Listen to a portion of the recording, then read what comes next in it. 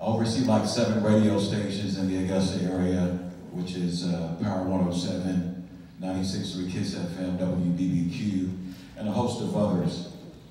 In 1985, being in Augusta radio as long as I have, and of course I think some other people here in the radio industry that may be in the building, Motor City, it's good to see you.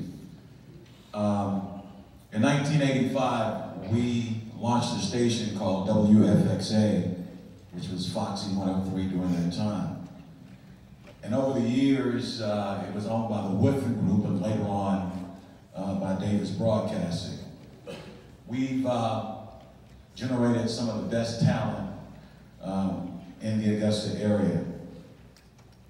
Later on, you know, we started this mix show during that time called Fox Rocks, as you would know, Motor City. And actually, I launched this show in Augusta, but we were just segmenting records, playing 12 inches and stuff like that. We wasn't really mixing until later on when Motor City and Lance and Fred Nice came along. So I thought I was the biggest guy in Augusta radio until Fred walked in and said, we're gonna do this thing, we're gonna do it right. So he got the knowledge of learning and the passion, as his cousin was just speaking. It's all about what's coming out of the speakers, and Fred delivered that with great teachers like Motor City and Lance, and of course, me as being later on a programmer called Connor. Heard about this young gentleman by the name of Fred and Motor City, and Lance was telling us about him. And when he came into the radio station, and he just had so much great passion for this business. You talked about the music, his cousin talked about that, but it's about the passion and drive once you get behind the microphone and entertaining people. And Fred had that about himself. When Celeste asked me to speak today, you know, I speak among thousands of people, but sometimes it's a little difficult in this setting. But I am just grateful that, you know, I was able to be a part and instrumental in his career as he moved on.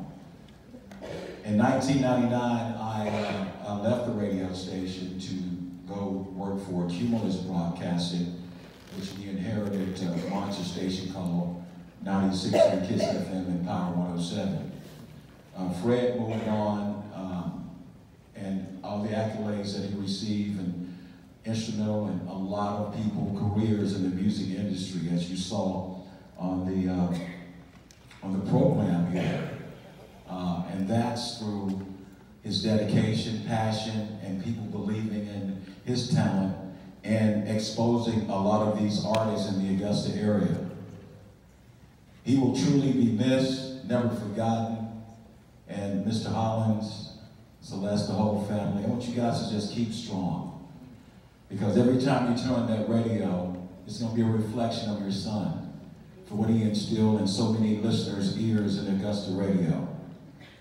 And I know when those pearly gates open upstairs, he told God, come on, let's go over here on the ones and twos. I got some more to show